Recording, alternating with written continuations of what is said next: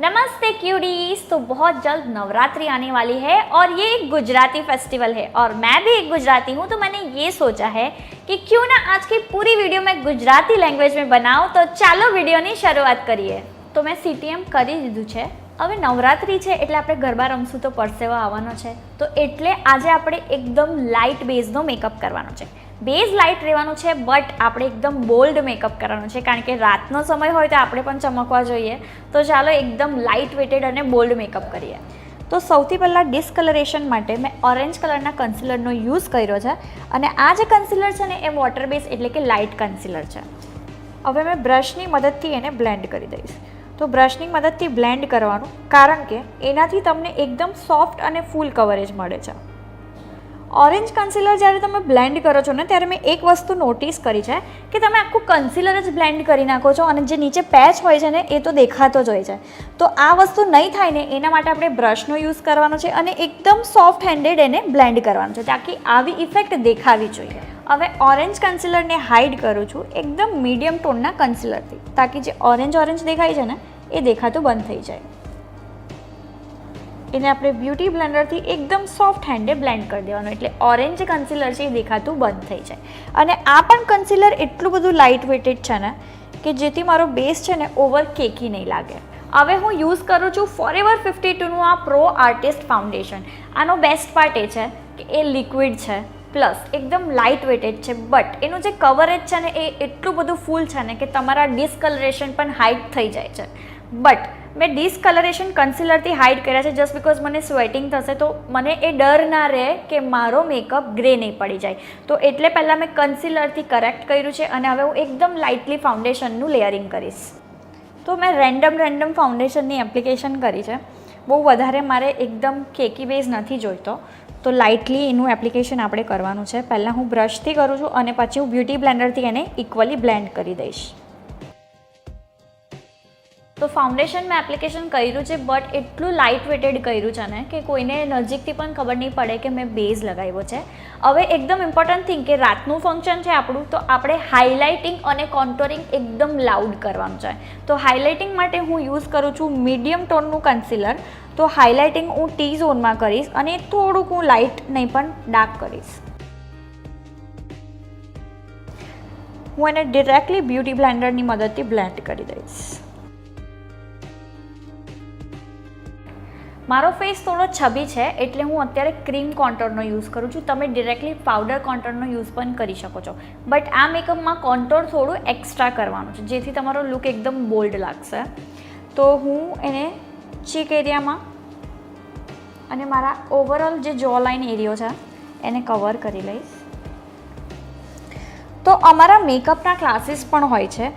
અગર તમારે મેકઅપ શીખવો હોય યા ફિર તમે મેકઅપ શીખ્યો હોય બટ તમને મેકઅપની થિયરી એકદમ ક્લિયર નથી, તો પણ તમે અમારા ક્લાસીસ જોઈન કરી શકો છો। અને અમારી ઇન્સ્ટાગ્રામ પર આઈડી છે પ્રાઇડ મેકઅપ સ્ટુડિયો, તમે એકવાર જઈને વિઝિટ કરી શકો છો। તો મેં આ રીતે એકદમ ડાર્ક કોન્ટોરિંગ કર્યું છે। હવે હું બ્યુટી બ્લેન્ડરની મદદથી એને બ્લેન્ડ કરી દઈશ। એકદમ સોફ્ટ હેન્ડેડ તમારે બ્લેન્ડ કરવાનું છે, બિલકુલ બી લાઇન નહીં દેખાવી જોઈએ। તો તમે અહીંયા જોઈ શકો છો એકદમ સોફ્ટલી બ્લેન્ડ થઈ ગયું છે। એવી રીતે ઓવરઓલ કોન્ટોરને તમારે બ્લેન્ડ કરી દેવાનું છે। તો અહીંયા જે મારા થોડા છબિયર ચીક હતા ને એને મેં કોન્ટોરની મદદથી બ્લશ એરિયામાં પણ કોન્ટોરને બ્લેન્ડ કરી દીધું છે। તો તમારો પણ એકદમ છબી ફેસ હોય ને અને જ્યારે તમને બોલ્ડ લુક જોઈતો હોય ને ત્યારે તમે આ ટ્રીકનો યુઝ કરી શકો છો। હવે હું ઓવરઓલ બેઝને સેટ કરી દઈશ। તો અહીંયા હું લૂઝ પાવડરનો યુઝ કરું છું બેઝને સેટ કરવા માટે। તો લૂઝ પાવડરનું જે અમાઉન્ટ છે ને એ તમારે થોડુંક વધારે લેવાનું છે જ્યારે તમે સેટ કરો છો। પછી જ્યારે 5 મિનિટ પછી એ થોડું ડ્રાય થઈ જાય છે, એબ્ઝોર્વ થઈ જાય છે, એટલે એક્સ્ટ્રા પાવડરને તમારે રિમૂવ કરી દેવાનો છે। બેકિંગ ડન થઈ ગયું છે। હવે હું પાવડર કોન્ટોરિંગ કરીશ। તો જ્યાં આપણે ક્રીમ કોન્ટોરિંગ કરેલું હતું એને આપણે લોક કરવા માટે એના ઉપર પાવડર કોન્ટોરિંગ કરીશું।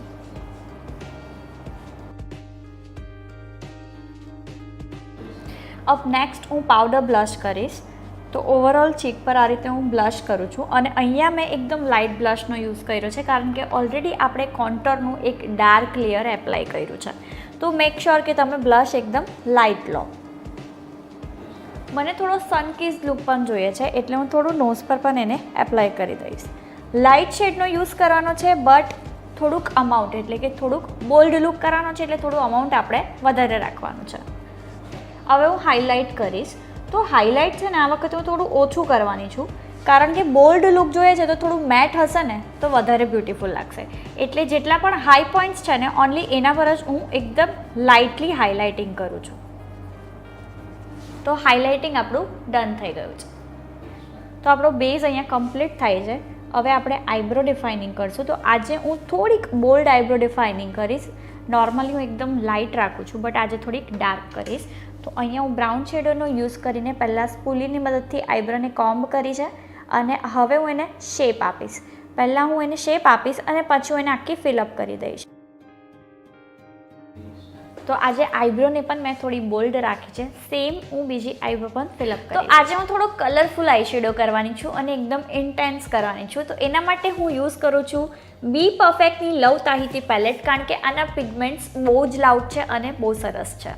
ફર્સ્ટ હું આ નિયોન શેડનો યુઝ કરું છું. તો જ્યારે પણ આપણે કોઈ ડાર્ક શેડોનો યુઝ કરીએ ને તો એની જે ફર્સ્ટ લેયરિંગ જે હોય છે ને એ એકદમ લાઇટ કરવાની છે અને ધીરે ધીરે એને ઇન્ટેન્સ કરતા જવાનું છે. જો ડાયરેક્ટલી તમે એને એકદમ ડાર્ક લગાવી દેશો ને તો એક પેચ પડી જશે અને સારું નહીં લાગે જોવામાં. તો ધીરે ધીરે એની ઇન્ટેન્સિટી તમારે વધારવી જોઈએ. તો આ શેડ આટલો ઇન્ટેન્સ થઈને દેખાવો જોઈએ. સેમ હું બીજી આઈસમાં પણ કરી લઈશ. હવે નેક્સ્ટ હું આ ઓરેન્જ શેડનો યુઝ કરવાની છું સેમ પેલેટમાંથી. તો એને આપણે સેન્ટરમાં એપ્લાય કરવાનું છે.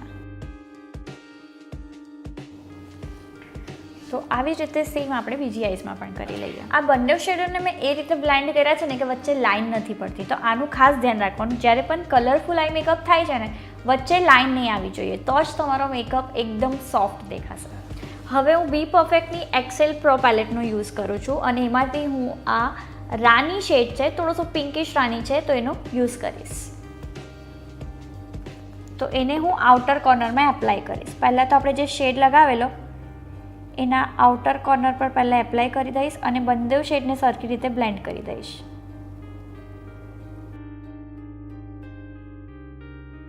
હવે હું સેમ પેલેટમાંથી આ પર્પલ શેડનો યુઝ કરીને આઉટર કોર્નરને ઓર વધારે ઇન્ટેન્સ કરીશ. તો જ્યાં આપણે પિંક લગાવ્યો હતો એની ઉપર જ આઉટર કોર્નરમાં હલકું હલકું આને બ્લેન્ડ કરવાનું છે. તેથી શું થશે, થોડોસો ડાર્ક ઇફેક્ટ આવશે. હવે હું બ્લેક કાજલનો યુઝ કરું છું. મારી વોટર લાઇન ઉપર હું થોડીસી બ્લેક કાજલ લગાવીશ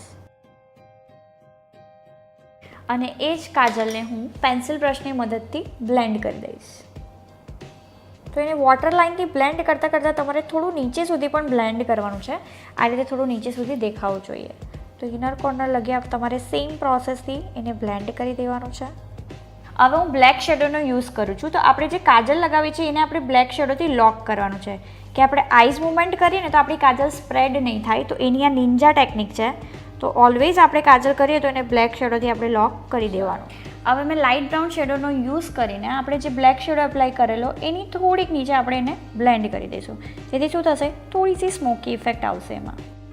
હવે આટલો આઈ શેડો કરીને તમે લાઇનર લગાવી દો, લેશેસ લગાવી દો તો પણ બહુ સરસ લુક આવશે. બટ આજે મને થોડું સ્પાર્કલી લુક કરવું છે એટલે હું થોડી અહીંયા સ્પાર્કલ એડ કરી દઈશ. તો હું ગોલ્ડન સ્પાર્કલનો યુઝ કરું છું. મારી પાસે લિક્વિડ છે ગોલ્ડન.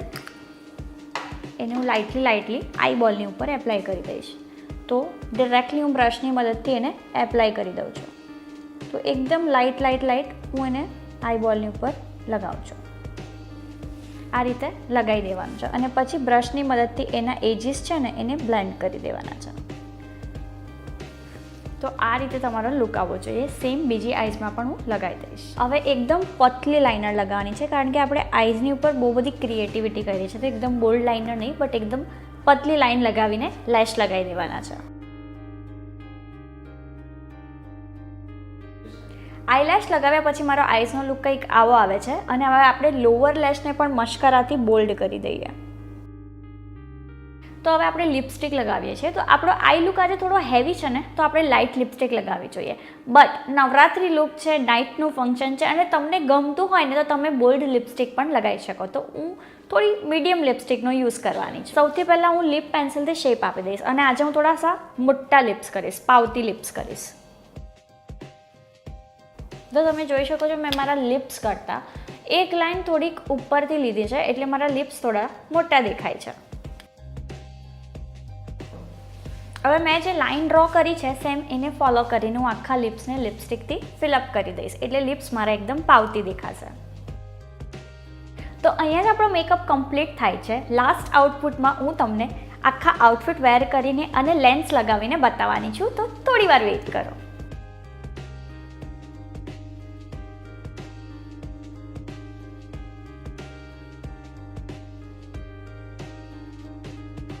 તો આ જ મારું ફાઇનલ નવરાત્રી લુક, અને તમે પણ આવા ડોલની જેવા પ્રીટી તૈયાર થઈને નવરાત્રી રમવા જજો.